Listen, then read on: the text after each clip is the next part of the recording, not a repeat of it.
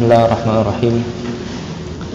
Alhamdulillahirabbil alamin wassalatu wassalamu ala Rasulillah wa ala alihi wa sahbihi wa man walah wa la haula wa la quwwata illa billah. Allahumma ighfir lana wa li walidina wa li masyayikhina wa liman lahu haqqun alaina wa lil muslimina wal muslimat. Allahumma hdina lima ikhtalafa fihi minal haqqi bi idnik innaka tahdi man tasha' ila siratal mustaqim. Kita lanjutkan kitab Al-Madkhal. Di sini tentang Al-Imam Asy-Syafi'i. Sudah kita baca kemarin tentang sekelumit biografi Imam Abu Hanifah dan Imam Malik rahimahumullah taala. Berlanjut ke Imam Syafi'i rahimahullah. Al-Ismu wan Nasabu, halaman 23.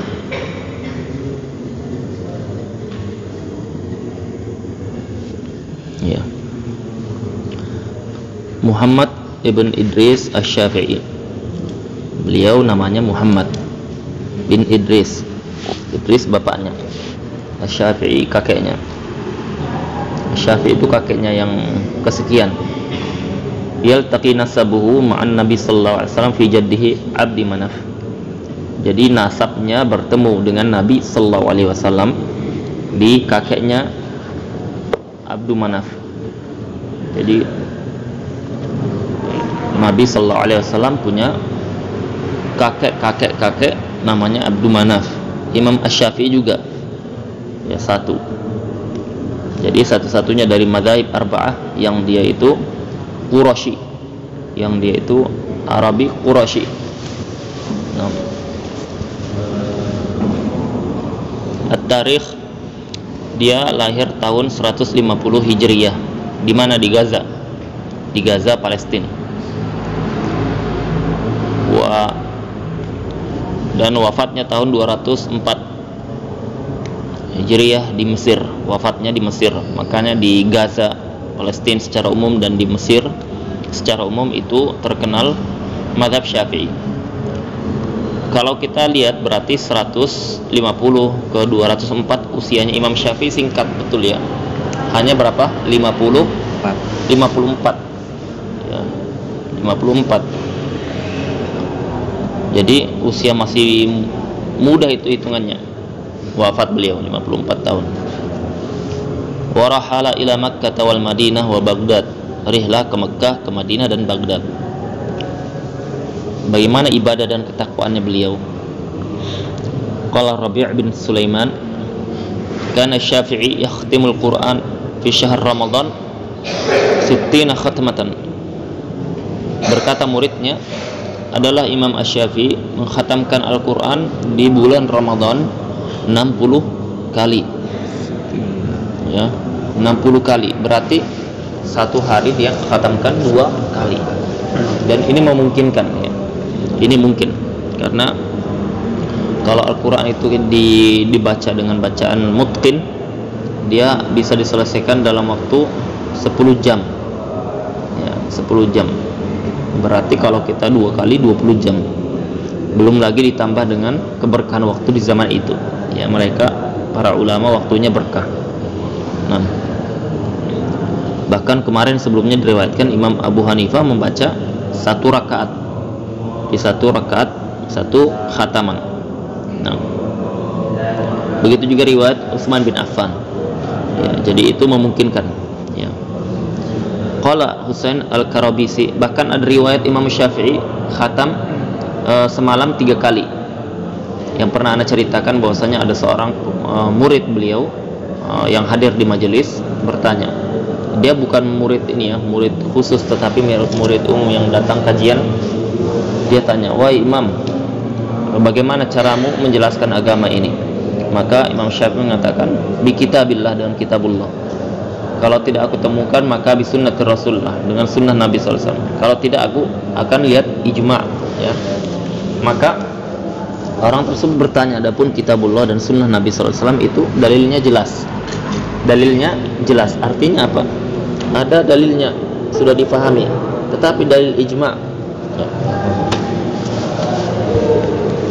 Oh, Syekh. Ya. Adapun dalil ijma' dari mana? Dari mana kata beliau? Maka Imam Syafi'i diam. Kenapa? Karena memang dalil ijma di waktu itu belum disinggung, belum pernah disinggung sebelumnya, ya. Tetapi masyhur di kalangan para ulama, ijma itu adalah dalil, ya, karena sudah disepakati para ulama, maka dia menjadi dalil. Dan Imam Syafi'i tidak langsung serta-merta menjawab, karena memang dia belum tahu jawabannya. Kata beliau, amhilni salasan, berikan aku waktu 3 hari, ya, 3 hari. Jadi menjawab satu masalah dalilnya ijma itu apa, beliau meminta waktu 3 hari. Kemudian setelah itu beliau selama 3 hari tersebut dia sholat. Dalam sholatnya tersebut beliau mengkhatamkan 1 hari 3 kali khatam, ya.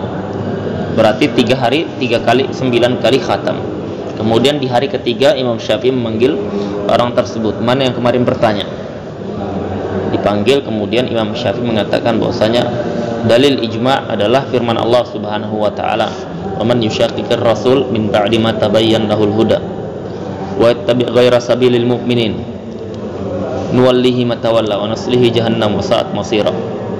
Siapa yang dia menentang Nabi sallallahu alaihi wasallam, wa may yushaqiqir rasul, siapa yang menentang Rasul, min ba'di, setelah tabayyan lahul huda, dia mendapatkan petunjuk, setelah jelas baginya petunjuk, wa tabi' ghair sabilil mu'minin, dan mengikuti jalannya selain mukminin, ya, maka nuwallihi ma tawalla, kami akan palingkan dia, wa nuslihi jahannam, dan kami masukkan dalam jahannam, wa sa'at masira, dan jahannam itu seburuk-buruk tempat kembali. Waliyadzubillah, semoga Allah menyelamatkan kita. Maka Imam Syafi'i mengatakan mengikuti jalannya selain mukminin diberikan ancaman masuk neraka, dan ancaman masuk neraka itu hanya diberikan untuk orang-orang yang melakukan keharaman, ya, keharaman. Sehingga mengikuti jalannya kaum mukminin hukumnya wajib, meninggalkannya hukumnya haram, ya, meninggalkan hukumnya haram. Kaum mukminin di situ adalah para sahabat Nabi sallallahu alaihi wasallam, dan itu adalah ijma'. Jadi menyelisihi ijma'nya kaum muslimin itu hukumnya haram, terancam api neraka. Maka kata Imam Syafi'i itu adalah dalilnya, ya. Kemudian orang tersebut pergi, dikumpulkan murid-muridnya. Kalian tahu berapa lama, ya, apa yang saya lakukan untuk menemukan satu dalil ijma' ini? Kata Imam Syafi'i, aku shallaitu wa khatamtul Quran salasan bi salasin. Aku salat dan aku khatamkan Al-Quran 3 kali 3, yaitu 1 malam 3 kali, 3 malam 9 kali. Ya, itu riwayat yang sahih dari Imam Asy-Syafi'i rahimahullahu taala. Berarti khataman 30 hari selama Ramadan itu 60 itu sangat mungkin, ya, karena beliau pernah menghatamkan sehari 3 kali. Nah, bagaimana itu? Itu waktunya, wallahu alam, mereka berkah waktunya, berbeda dengan kita, ya. Beda dengan kita. Kita baca Al-Baqarah saja bisa sampai 2 jam, ya, bisa sampai 2 jam. Ya, Ana pernah ketemu teman Ana yang dia hafal Al-Quran, hafalannya bagus, dia 1 juz 20 menit saja butuhnya, ya, 20 menit. 20 menit berarti kalau 10 juz 200 menit kan? 200 menit berapa jam itu? Ya, 180 3 jam kan? 3 jam setengah. 3 jam setengah 10 juz. Berarti kalau 30 juz dikali 3. Berarti 3 jam setengah kali sekitar 10 setengah. Nah, berarti 10 setengah itu mungkin berarti menghatamkan 60 kali di bulan Ramadan, ya. Dan di sini kita faidahnya apa? Sering berulang kita sampaikan bahwasanya kalau belajar fokus kita itu apa? Fokus kita apa, Pak Iwan? Kalau belajar, apa yang bisa kita amalkan, ya? Fokus kita kalau belajar itu apa yang bisa saya amalkan, ya, bukan banyak-banyakan faidah, banyak-banyakan hafalan, bukan. Nah, di sini disebutkan 60 kali. Berarti yang bisa kita amalkan itu bagaimana caranya kita bisa punya wirid, punya bacaan Al-Quran setiap hari, ya. Kalau misalkan kita tidak mampu 1 juz, juz, ya, setengah juz. Dan kita rutinkan itu bersama keluarga, ya. Kalau di SBC itu ada seperti itu, ada zikir dengan Al-Quran, ya. Al-Quran itu 1 juz minimal sehari, dan dicek itu, ya, dicek. Jadi ada kita menyetor harian kita seperti itu, ya, tujuannya supaya kita tidak futur, tidak malas. Qala Husain Al-Karabisi, ya. Ini diantara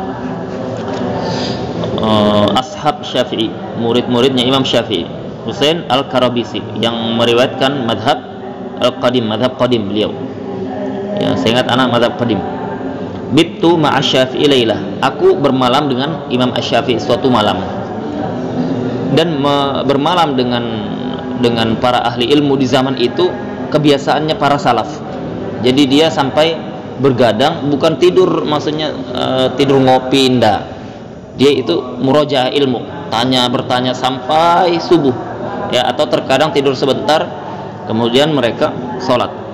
Bittu ma'a Syafi'i lailah, aku bermalam dengan Imam Syafi'i satu malam. Fakana yusalli nahwa thulutsai lail, dan beliau itu sholat sekitar sepertiga malam, ya, sepertiga malam. Fama ra'aitu yazidu ala 50 ayah, aku pikir beliau tidak membaca melebihi dari 50 ayat. Fa idza aktsar fa mi'a ayah, ternyata apa? Ternyata yang dibaca lebih, yaitu 100 ayat. 100 ayat.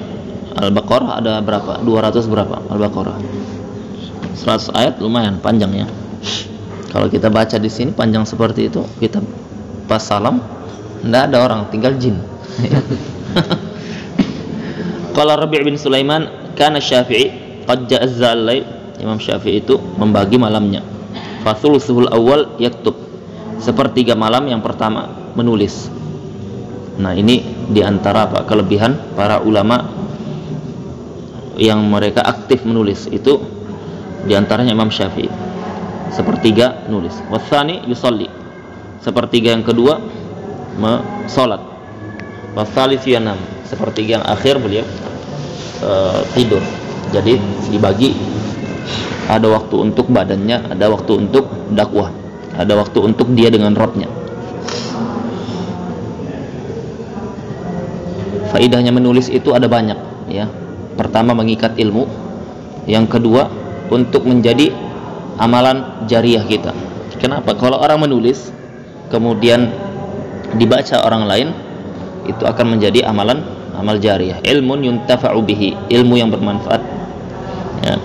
Dan menulis dibandingkan mengajar dengan menulis, lebih baik menulis, ya. Mengajar dengan menulis lebih baik menulis.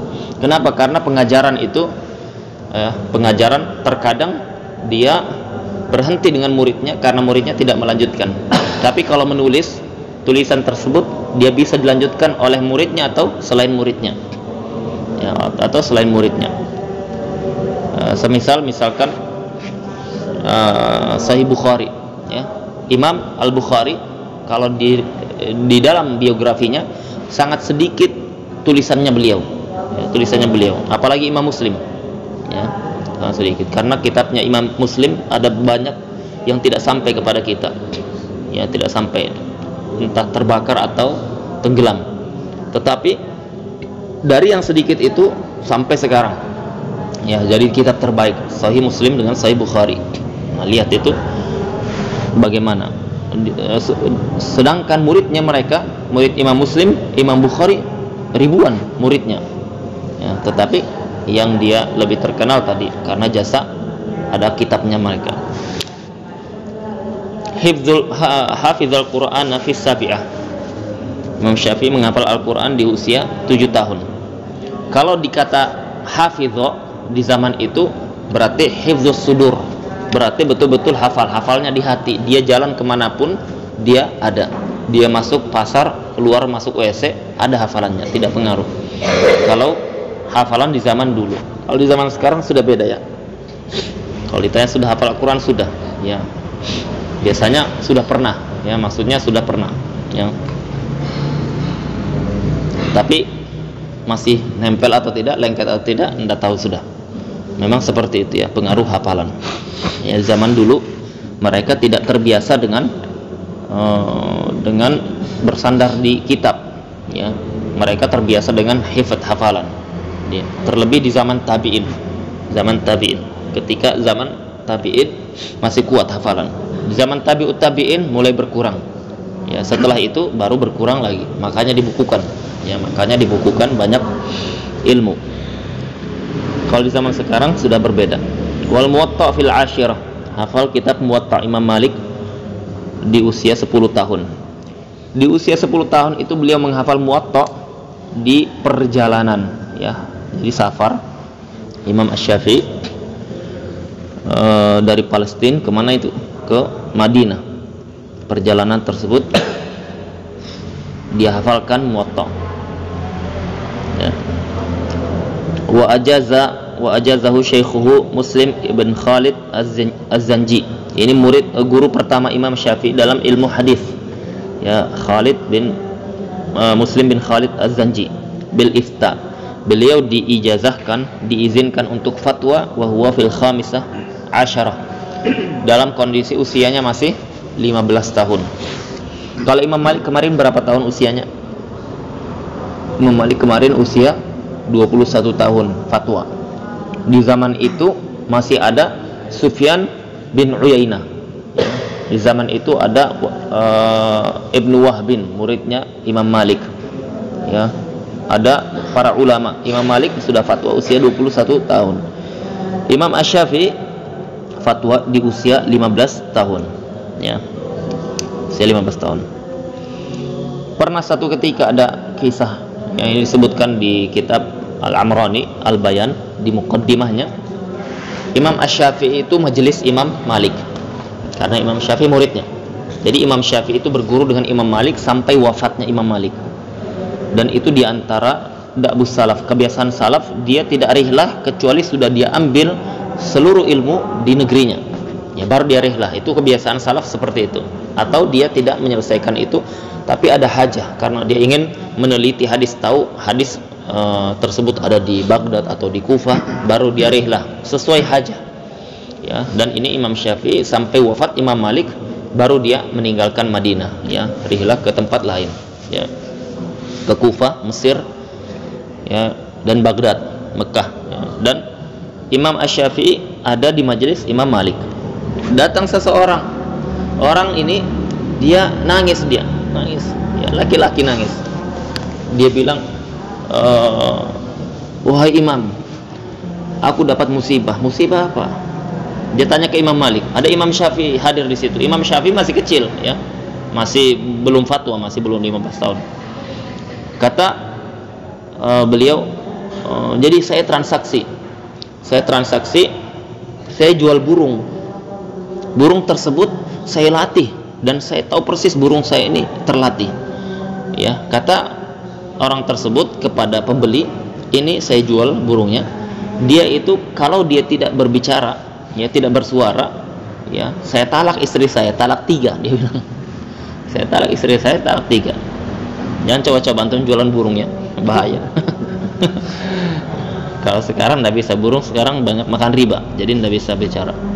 Jadi ternyata pembeli tersebut datang kepada saya, ini lihat, tidak bicara, tidak ada suaranya, ya, sehingga dia bilang jatuh talak istrimu.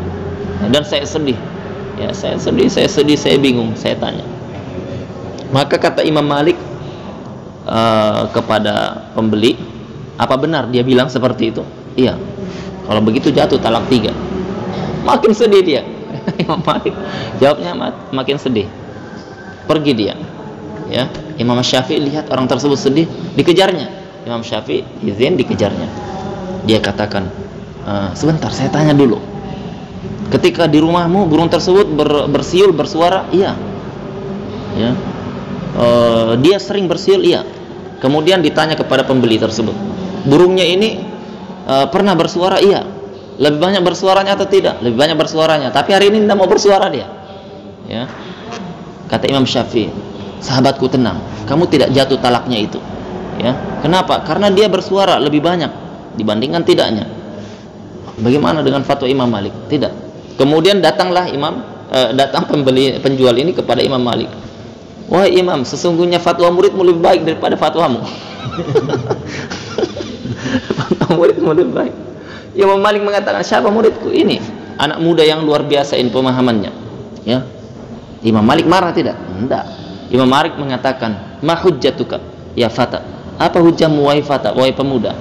Kalau zaman kita, ente baru belajar, belum bisa kencing berdiri sudah fatwa, ya kan? Tidak perlu baper ya. Imam Malik mengatakan, apa hujahmu wahai pemuda? Ya. Imam Syafi'i mengatakan, wahai Imam, bukankah Nabi SAW pernah mengatakan kepada sahabi ya, kalau tidak salah Fatimah bintu Jahash, atau kalau tidak salah itu ya, dia ketika baru cerai dari Zaid ya, Zaid itu diangkat Nabi SAW ya, jadi anak angkatnya, tetapi setelah itu tidak boleh.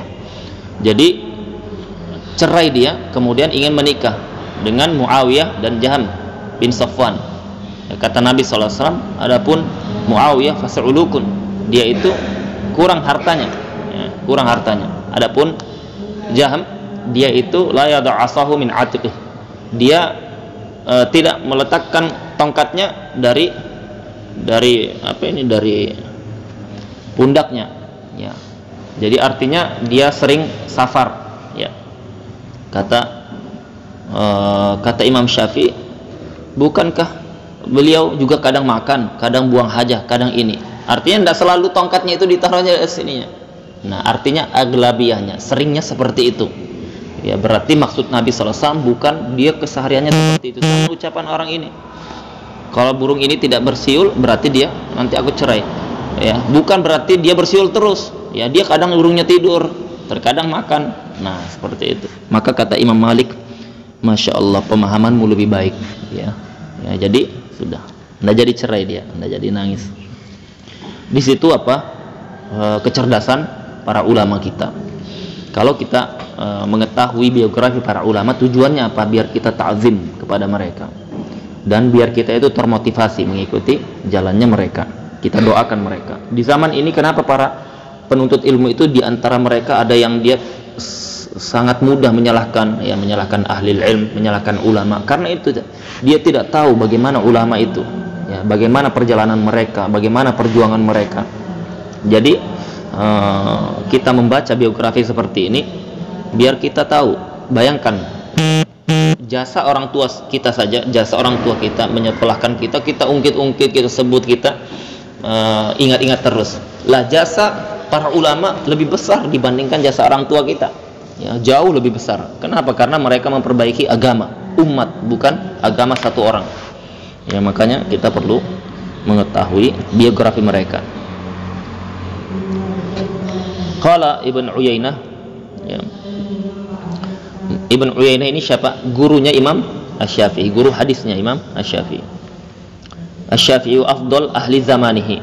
Imam Asy-Syafi'i itu adalah yang paling mulia, yang paling afdal di zamannya. Nah, ini guru memuji muridnya. Kemarin kita sebutkan ada murid memuji gurunya, itu Ibnu Wahab, muridnya Imam Malik, memuji gurunya ya. Ini gurunya memuji muridnya ya. Dan itu diantara kebiasaannya para salaf kita. Mereka saling puji, bukan saling tahdzir ya. Zaman sekarang saling tahdzir ya. Jadi hobi sekarang itu. Tidak tahu itu ilmunya salaf atau ilmu siapa. Qala Ahmad, berkata Imam Ahmad muridnya Imam Syafi'i, ma ahadun massa mahbaratan wala qalaman illa walisyafi'i fi unuqihi minnah. Tidak seorang pun dia menyentuh mahbarah. Mahbarah itu apa? Tinta. Wala qalaman, pena. Illa walisyafi'i, kecuali melainkan Imam Asy-Syafi'i itu mempunyai jasa di pundak mereka. Artinya apa? ilmu yang kalian hasilkan, kalian tulis, ilmu yang kalian dapatkan itu muaranya ada kaitannya dengan jasanya Imam Asy-Syafi'i. Kenapa? Karena Imam Asy-Syafi'i yang dia membukukan usul fikih. Usul fikih itu rambu-rambu dalam memahami dalil. Nah, ini paling dibutuhkan oleh seluruh siapapun para ulama. Makanya dikatakan oleh Imam Ahmad seperti itu. Bahkan Imam Ahmad pernah mengatakan bahwasanya laula Syafi'i ma faqihnal hadis. Kalau bukan sebab Imam Asy-Syafi'i kami tidak paham hadis. Padahal Imam Ahmad dan ulama semisalnya itu yang hafal jutaan, ya sampai 1 juta sanad, itu banyak di zaman Imam Ahmad, ya. Sampai-sampai suatu ketika Imam Ahmad itu hadir di majelis Imam Asy-Syafi'i, di majelis yang sama, di masjid yang sama. Kalau mereka belajarnya di masjid ini seperti diaman persis, metode mulazamah itu. Ada majelis seperti ini, ada di situ, ada di sana. Jadi suara itu kayak lebah itu. Jadi kita belajar, yang lain belajar.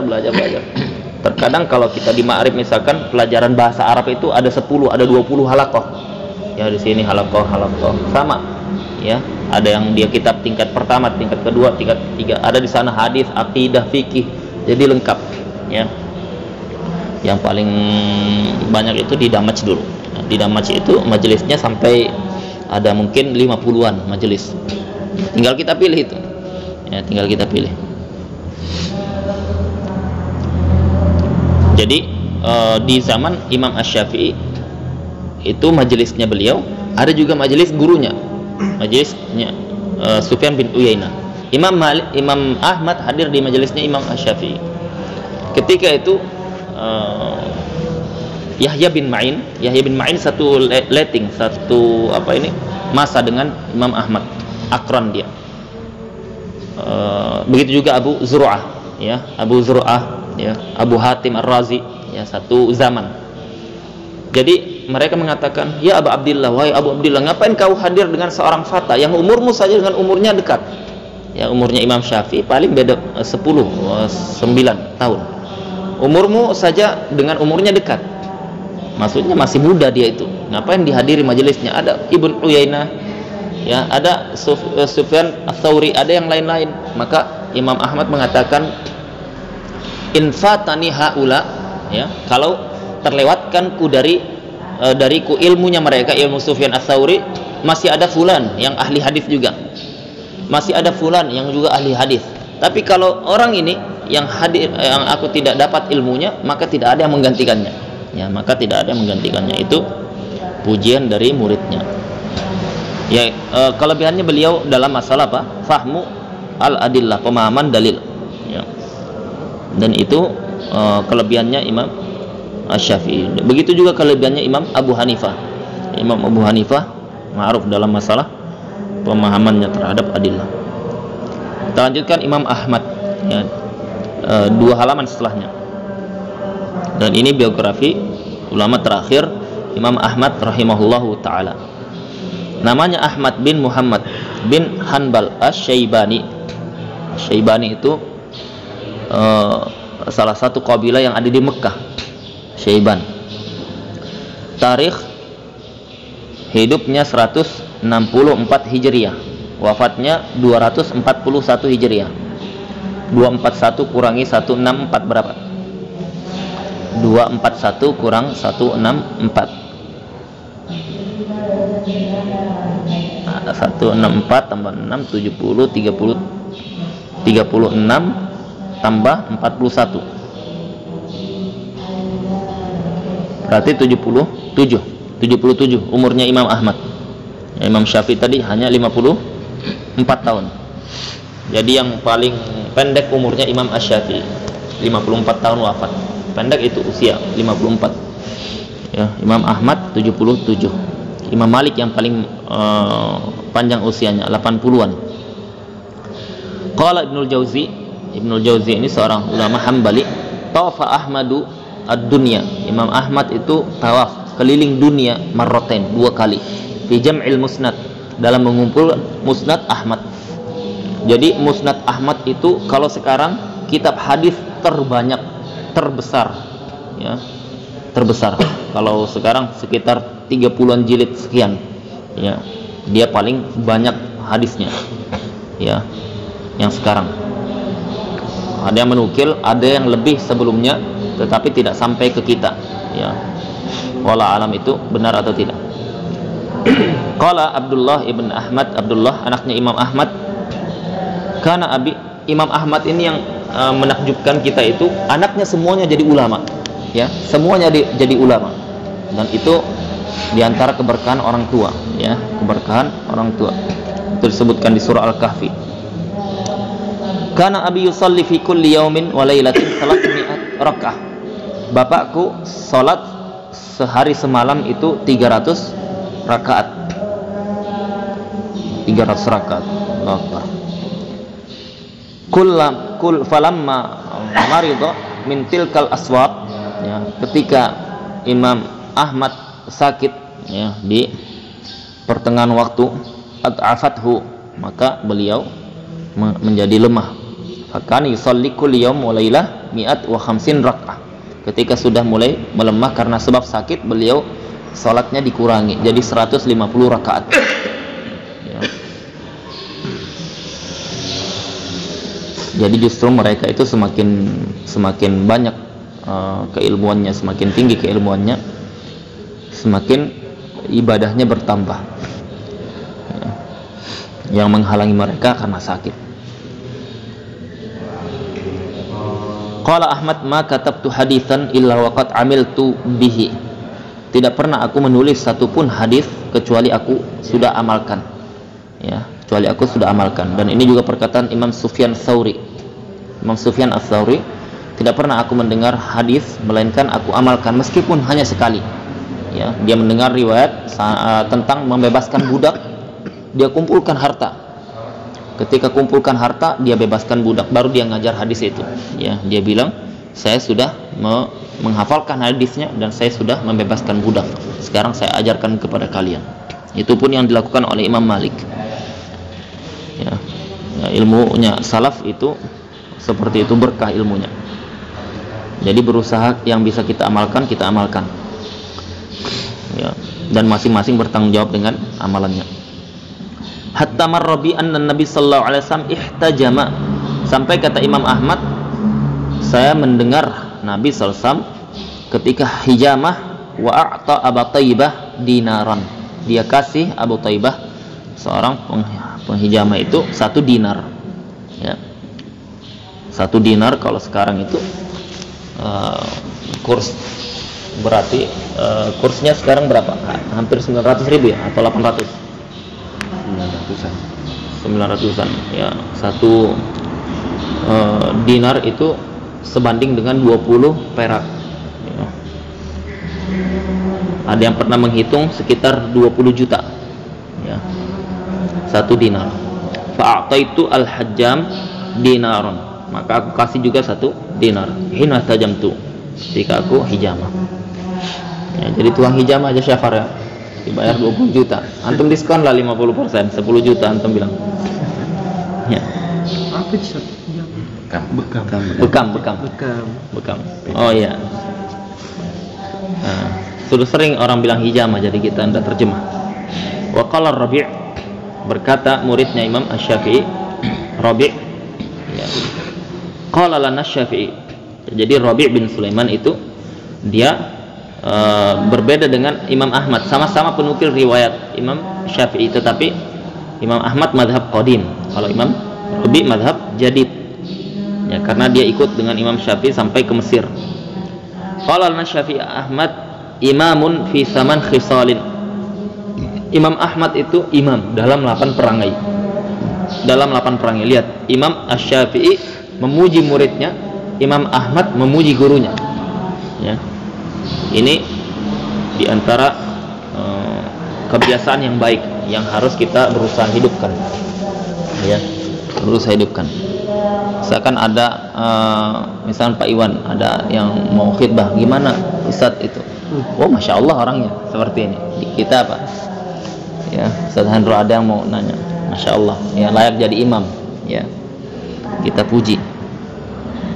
Ya, memuji itu di depan, jangan di depan orangnya, ya di belakangnya. Kalau di depannya para ulama membencinya, para ulama membenci. Imam Ahmad dalam 8 perangai. Imamun fil hadis, dalam hadis. Imam dalam fikih, imam dalam lughah, bahasa, imam dalam Al-Qur'an, imam fil faqr dalam masalah miskin, ya, tidak mencari banyak harta. Imamun fil zuhud, imam zuhud. Imamun fil wara', imam dalam wara'. Imamun fis sunnah, imam dalam sunnah, ya. Jadi Imam Ahmad dikenal dengan imam ahli sunnah, ya, karena beliau di zamannya sangat besar ujiannya, ya, terbesar ujiannya di zaman Imam Ahmad itu fitnah Al-Quran makhluk.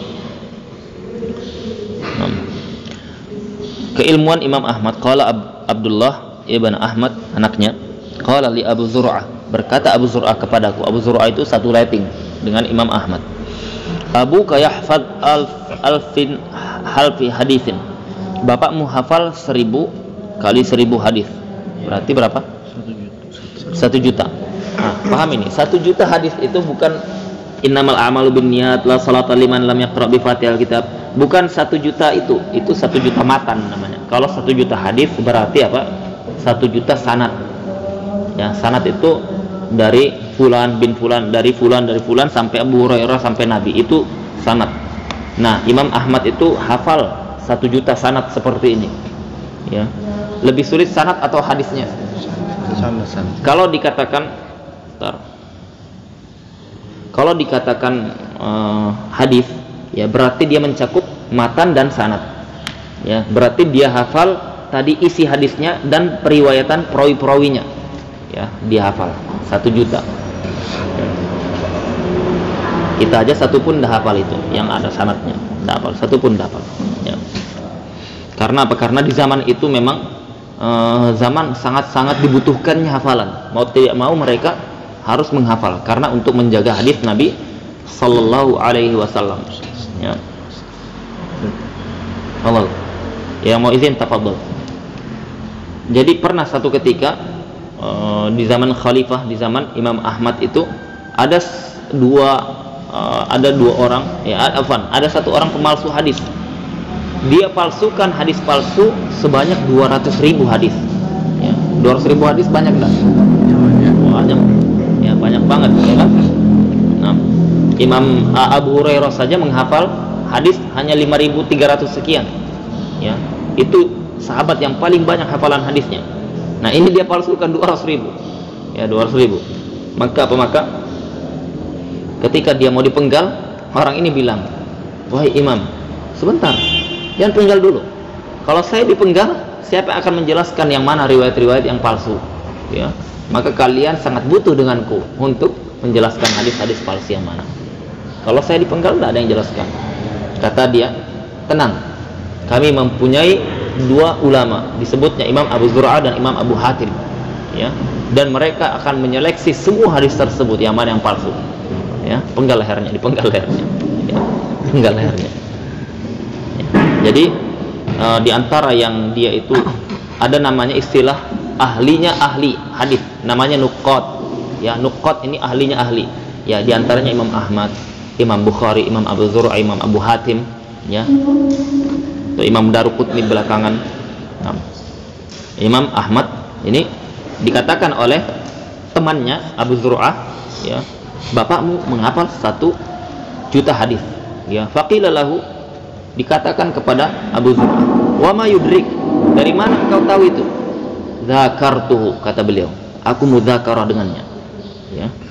Fa akhadtu alaihi al-abwab, kemudian aku mengambil banyak faedah hadis dari beberapa bab.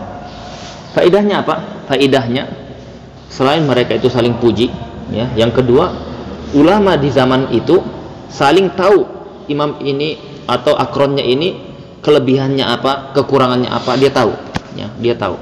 Makanya anak katakan kemarin, kalau belajar ditulis tanggal sekian, waktunya sekian di masjid ini, nanti selesai ditulis lagi. Ya, itu kebiasaan ahlul hadis. Ya, kalau di Ma'rif kita dibiasakan seperti itu. Metodenya ahlul hadis. Ya, karena memang madrasah hadis di sana. Disebutkan, ditulis itu di buku di zaman mereka, dituliskan yang hadir bersama saya Syafar, Bu Syafiq, Pak Iwan, ditulisnya. Ya, setiap mereka menulis. Tujuannya apa? Tujuannya kalau ada periwayatan, si fulan meriwayatkan ya dari ana misalkan, ya, dia tidak ada hadis riwayatnya, dia mestinya tidak ada karena dia tidak hadir di majelis. Di catatan saya tidak ada, ketahuan kan? Ketahuan. Nanti tujuannya ditulis itu bukan hanya sekedar dia boleh meriwayatkan, tujuannya juga ditulis. Oh, si fulan ngantuk, tulisnya si fulan ngantuk. Oh, si fulan dia hadirnya cuma sepertiga. Oh, si fulan tidur. Nah, oh, si fulan tidak ada catatannya. Oh, si fulan hilang kitabnya, dan seterusnya. Atau si fulan terbolak-balik hafalannya. Itu dicatat mereka. Jadi biografi di zaman dulu itu kalau kita mau lihat setiap ahli hadis ada. Dari mana itu tadi dicatat oleh para akron mereka. Jadi faedahnya Imam Abu Zur'ah di sini menyebutkan bapakmu hafal. Dari mana? Karena saya muzakarah dengannya. Berarti faedahnya apa? Yang bisa kita amalkan, cari teman, ya, teman ilmu, ya, cari teman ilmu. Jangan teman ngopi aja, teman ilmu. Teman ilmu itu yang bisa membantu Anda untuk melestarikan ilmu, muzakarah, murojaah, atau saling tanya jawab, atau saling membaca satu buku gantian, ya. Kalau dulu di Ma'rif ada teman anak itu namanya Abu Ibrahim, ya, dia paling senior waktu anak datang, yang lainnya sudah pada pulang. Ya, itu yang paling semangat, luar biasa, ya. Dia kalau belajar dengan beliau itu kita belajar dari ba'da isya itu sudah sampai jam 3, sampai kadang azan subuh kalau sudah hadis. Beliau pernah seperti ini, dia bilang, ayo kita murojaah usul fikih. Antum pernah belajar kitab apa aja? Ayo Ustaz, kita mulai dari kitab dasar, ya. Kalau dulu kan kita pakai kitabnya Syekh Utsaimin yang mudah-mudah itu kan. Kapan kita belajarnya? Sekarang aja. Ambil sekarang. Jadi jam 12-an kita pulang, ambil kitab, balik lagi belajar. Dan alhamdulillahnya selesai. Satu kitab itu selesai, ya, sebelum azan subuh dekat. Selesai. Faedahnya apa? Inilah dianggap yang diantara dihidupkan para ulama dulu. Muzakaratul ilm. Jadi antum punya teman yang dia sudah belajar, antum juga sudah belajar bareng, ya. Kan tidak ada yang kerja tengah malam kan? Tidak ada yang kerja tengah malam. Coba sesekali, ya, ngantuk-ngantuk kan bisa lah sesekali lah, ya. Ngantuk di tempat kerja tidak apa-apa lah. Yang penting jangan di majelis ilmu, ya. Sekali. Nanti kita coba itu, ya. Kita coba Sabtu Ahad kita coba sesekali. Kita khatamkan satu kitab akidah atau kitab fikih yang ringkas, yang hadis, yang ambil Sabtu Ahad. Ya, kalau di pondok pernah saya sampaikan dengan murid-murid, siapa yang berani belajar dari ba'da isya sampai subuh, anak kasih uang, ya, anak kasih uang. Karena tidak ada himmah, sudah hilang, sudah semangat, tidak ada, ya. Dikasih uang tidak ada juga yang bertahan. Jam 12 sudah ngantuk, sudah nguap, ya. Harus kita punya semangat, ya. Qala fadhal. Ya, ini Imam Asy-Syafi'i berkata Abdul Razzaq, ya, Abdul Razzaq, Imam Ahmad itu satu level, ya. Satu zaman. Ma ra'aitu ahadan afqah wala awra' min Ahmad ibn Hanbal. Saya tidak pernah melihat seorang pun yang lebih faqih, lebih wara' dibandingkan Imam Ahmad. Qala Syafi'i, berkata Imam Syafi'i, kharajtu min Baghdad. Aku keluar dari Baghdad. Baghdad itu Mekah Madinah. Ya. Fama khalaftu biha rajulan afdal wala a'lam wala afqah wala atqa min Ahmad ibn Hanbal. Aku tidak meninggalkan seorang pun yang lebih afdal, lebih berilmu, lebih faqih, lebih bertakwa dibandingkan Imam Ahmad. Ya. Qala Syafi'i ya Abu Abdillah. Imam Syafi'i mengatakan kepada muridnya Imam Ahmad, wahai Abu Abdillah, idza sahha indakumul hadis, kalau sahih hadis, fa akhbiruna, maka kabarkan ke kami, hatta narji' ilaih, sampai kami itu merujuk kepadanya. Antum a'lamu bil akhbaris sihahi minna, engkau lebih berilmu dengan hadis-hadis sahih dibandingkan kami, ya. Dan ini bentuk pengakuan Imam Asy-Syafi'i terhadap keilmuan orang lain pada muridnya. Yang kedua bentuk tawaduknya juga, ya, karena Imam Asy-Syafi'i itu bukan hanya faqih, dia juga ahli hadis. Makanya dia disebutkan bahwasanya di antara riwayat silsilah Zahabi ada dalam hadis itu silsilah emas, mata rantai emas, yang dia itu riwayatnya kalau sudah seperti itu berarti riwayatnya yang asahhu ma fil bab, yaitu yang paling sahih dalam bab masalah-masalah tertentu. Nah, di antaranya adalah riwayatnya Imam Asy-Syafi'i dari Imam Malik. Dia masuk riwayat silsilah Zahabi. Maksudnya sanadnya kuat, saking apa? Saking mereka itu orang-orang kredibel, terpercaya dalam ilmu hadis. Ya. Biasanya sebab mereka hafalannya itu derajat level 1. Jadi ada 12 tangga perawi itu. 12 tangga. Tangga pertama itu tangga yang dia jabalun fil hifat, gunung dalam hafalan, ya, tergambar sudah itu kalau gunung dalam hafalan, maksudnya itu ya hafalannya kayak gunung, kokohnya gimana ya, semisal Imam Asy-Syafi'i, Imam Malik, Imam Bukhari, Imam Ahmad. Nah, Imam Asy-Syafi'i ini dia di level 1, ya, Imam Ahmad di level 1, artinya sama-sama ahli tetapi saling puji, ya. Kemudian di halaman selanjutnya, halaman 27, biar kita selesaikan hari ini. Halaman 27, mahalul ittifaq fi mas'alati tamadhub, ya. Ini adalah hal-hal apa saja yang disepakati dalam masalah bermadhab. Kan kita mengatakan kita bermadhab, ya. Kemudian dalam bermadhab itu ada perkara-perkara yang disepakati. Adapun yang ada juga yang diperselisihkan. Yang disepakati disebutkan oleh beliau penulis di sini ada 5. Pertama, dhammut ta'assub, yaitu mencela at-ta'assub, fanatisme, ya.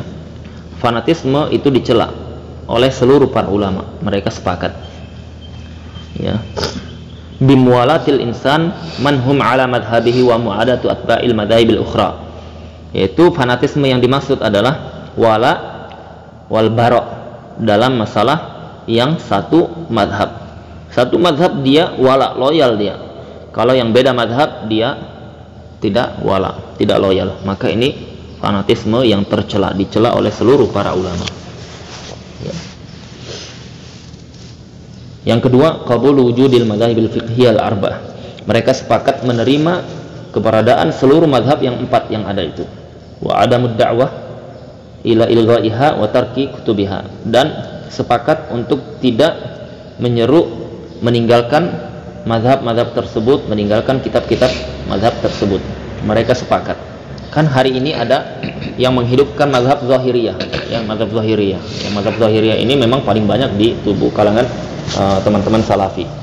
Itu dakwah ini menyelisihi mazhab Arba'ah, ya, menyelisihi mazhab Arba'ah. Sudah kita sebutkan di waktu yang lalu tentang cikal bakalnya mazhab Zahiriyah itu, yang dia indiras, punah di abad ke-8, tetapi namanya saja, pemikirannya masih berlanjut sampai sekarang. Mazhab Zahiriyah dihidupkan, ya. Sedangkan mazhab Zahiri itu sendiri dipersisikan para ulama, ya. Dia mazhab mujtahid atau bukan. Maksudnya mazhab mujtahid itu dia dianggap dalam masalah ijma' dan khilaf atau tidak, ya, itu diperselisihkan, ya, sejak zaman dulu, ya. Di antara yang menolaknya itu adalah mazhab jumhur, mayoritas ulama, ya. Nah, bukan berarti Daud Az-Zahiri bukan ahli ilmu, bukan. Dia berilmu, luar biasa keilmuannya, ilmu hadisnya, ilmu fikihnya, ilmu bahasanya. Tetapi kita menjelaskan masalah itu harus dinukil apa adanya, tanpa dilebihkan, tanpa dikurangi, ya. Itu dalam masalah ilmu. Jadi bukan menuduh ulama, bukan. Baik. Kemudian al-mutamadhibu, perkara yang ketiga yang disepakati, orang yang bermadhab idza balagha darajatal ijtihad, kalau dia sampai derajat ijtihad, dia bermadhab, kemudian dia belajar sampai kepada derajat ijtihad, wa khalafa madhab imamihi, ya, dan dia menyelisih madhab imamnya. Dan ini di antaranya para a'immah, para ulama di zaman abad ke-5, abad ke-6, abad ke-7, abad ke-8, yang dia sampai derajat ijtihad, ya. Imam An-Nawawi, Ibn Hajar, Ibnu Salah, imam yang semisal mereka ya, dalam mazhab Syafi'i atau mazhab yang lain. Kalau dia menyelisih mazhab imamnya lirujhani ghairihi, karena rajihnya mazhab selain mazhab imamnya, maka faqad ahsana, maka dia sudah melakukan yang baik, yaitu sudah benar. Berarti ini bagi yang sampai derajat ijtihad, dan itu yang dilakukan oleh Imam Nawawi, dilakukan oleh Ibnu Qudamah, dilakukan oleh Imam Al-Qarrafi ya, atau Zainal Abidin. Itu ana sebutkan 4 mazhab itu. Artinya apa? Artinya itu perkara yang diperbolehkan, bahkan baik. Memang seperti itu jalannya. Jadi tidak seorang pun dari ulama yang dia bermadhab kemudian dia sampai derajat ijtihad dan ternyata dia melihat madhab lain lebih kuat, kemudian dia tinggalkan madhab yang kuat tersebut karena dia fanatik dengan madhabnya. Tidak ada itu ya. Yang ada mereka tinggalkan madhabnya karena melihat kekuatan madhab lain ya. Itu bentuk mereka betul-betul yang jadi fokusnya adalah hujjah ya. Tetapi kalau yang mampu, kalau yang tidak jangan. Kalau yang tidak, dia cukup tanya kepada ahli ilmu yang dia percaya. Yang keempat adalah qabulut tamadzhub ya, mereka sepakat menerima bermadhab. Bimakna, apa yang dimaksud bermadhab? At-takharruju ala madrasatin fiqhiyah usuliyah ma'al inayah bid-dalil wa talabir rajih. Mereka sepakat menerima bermadhab. Yang dimaksud dengan menerima bermadhab ini adalah yaitu menggunakan madrasah fikih yang lengkap dengan usulnya. Usul itu metode memahami dalil ya, dengan inayah, yaitu dengan perhatian terhadap dalil, dan talab ar-rajih, dan mencari pendapat terkuat ya dari pendapat-pendapat yang ada ya. Jadi mereka menerima bermadhab dengan makna itu, yaitu menggunakan metode usul ya, metode pemahaman terhadap dalil masing-masing madhab, dengan tetap perhatian terhadap dalil dan mencari pendapat yang terkuat ya, mencari pendapat yang terkuat. Mereka sepakat dengan itu. Lagi-lagi ini juga apa? Ini juga bagi yang mampu ya, bagi yang mampu. Yang kelima, jawazu akhzi al-mutamadhibi biqauli imamihi nasiban lahu ila imamihi ma'a qana'atihi birujhanihi ba'da nazarihi fi adillatil aqwal. Bolehnya mengambil madhab biqauli imamihi, yaitu bolehnya orang yang bermadhab mengambil pendapat imamnya. Pendapat misalkan Imam An-Nawawi misalkan mengambil ini madhab imamnya, madhab Imam Asy-Syafi'i, nasiban lahu ila imamihi, dia nisbahkan kepada imamnya ya, ma'a qana'atihi birujhanihi, dengan dia menerima akan kuatnya pendapat tersebut, ba'da nazarihi, setelah dia meneliti dalil dalam masalah tersebut. Jadi terkadang begini, Imam Nawawi itu bukan hanya meneliti pendapat Imam Asy-Syafi'i dari sisi hasil kajian Imam Syafi'i, enggak, terkadang dia meneliti dalilnya. Ketika dia teliti dalilnya, dia dapati dalil tersebut kuat hasil penelitian dia. Setelah dia lihat kuat hasil penelitian dia, dia dapati ternyata itu pendapat imamnya. Kebetulan sama ya, jadi dia meneliti sebelum melihat pendapat Imam Asy-Syafi'i. Nah, boleh tidak dia katakan ini pendapat Imam Asy-Syafi'i ya? Boleh ya, karena apa? Meskipun hasil kajiannya tetapi itu sama, selaras dengan pendapat imam ya. Tetapi kalau dia mengatakan bahwasanya masalah ini adalah masalah yang sudah saya kaji dan ini adalah pendapat Imam Syafi'i, padahal Imam Asy-Syafi'i tidak ada penjelasan tentang masalah itu karena tidak dikaji ya, karena mungkin masalahnya belum ada di zaman Imam Asy-Syafi'i. Masalah tersebut dikaji oleh imam di bawahnya. Tidak boleh kita mengatakan ini pendapat Imam Asy-Syafi'i, tetapi boleh kita katakan ini madhab Imam Asy-Syafi'i. Beda. Pendapat imam itu harus ada keluar dari lisannya atau dari muridnya. Pendapat imam. Tapi kalau madhab imam, ya madhab Syafi'i, berarti itu menggunakan metode Imam Asy-Syafi'i dalam memahami dalil. Selagi menggunakan metodenya, maka bisa disandarkan kepada madhabnya. Ya, seperti zaman sekarang, kalau kita ditanya masalah kontemporer, bisa tidak dijawab dengan madhab yang ada? Bisa. Ya, masalah GoPay, GoFood, ya, masalah Grab, masalah internet, masalah WhatsApp, itu dalam madhab Syafi'i ada hukumnya? Ada. Bisa kita mengatakan dalam madhab Syafi'i seperti ini, karena menggunakan apa? Menggunakan metode dalam menyelesaikan masalah, menggunakan metodenya madhab Syafi'i. Jadi madhab Syafi'i dengan perkataan Imam Syafi'i beda. Ya, kalau madhab Syafi'i maksudnya metode, ya, dalam memahami dalil, metode dalam memahami menyelesaikan masalah menggunakan metodenya madhab Syafi'i. Ya, kalau perkataan Imam Syafi'i itu adalah murni dari pendapatnya beliau. Belum tentu apa? Belum tentu belum tentu, bukan. Kalau madhab Syafi'i belum tentu itu diucapkan Imam Syafi'i langsung. Tapi kalau Imam Syafi'i mengucapkan sesuatu, itu sudah pasti madhab Syafi'i. Ya.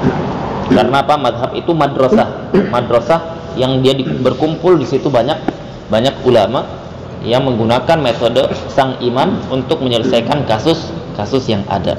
Nah, itu madhab. Jadi bukan 1-2 ulama. Nah, jadi madhab itu kumpulan para ulama. Mauqif minat tamadhub ini terakhir sedikit kesimpulannya. Mauqif dari tamadhub ini adalah para ulama menyikapi hukum bermadhab ini apa? Ada 3 pendapat dalam masalah ini. Yang pertama mewajibkan, yang kedua mubah, yang ketiga melarang. Yang mewajibkan itu adalah mutaakhiru al-usuliyin. Apa ini? Kontemporer dari kalangan usuliyin. Kalau kita lihat kitab-kitab usul di zaman sekarang, rata-rata muaranya mereka kepada mewajibkan bermadhab.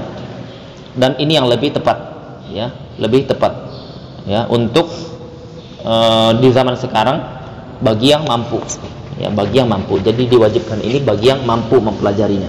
Kenapa wajib? Untuk menutup pintu fawdha dalam masalah berfikih. Ya, fawdha itu ngawur, ya, tidak ada aturannya. Pokoknya dalil lihat rojih ini, itu ngawur, banyak ngawurnya. Ketika ditanya turunan masalah, gambaran masalah, definisi tidak tahu, syaratnya, rukunnya tidak tahu, tidak ada rambu-rambunya. Ya. Kita tahu persis metode seperti ini karena kami pernah pelaku. Ya.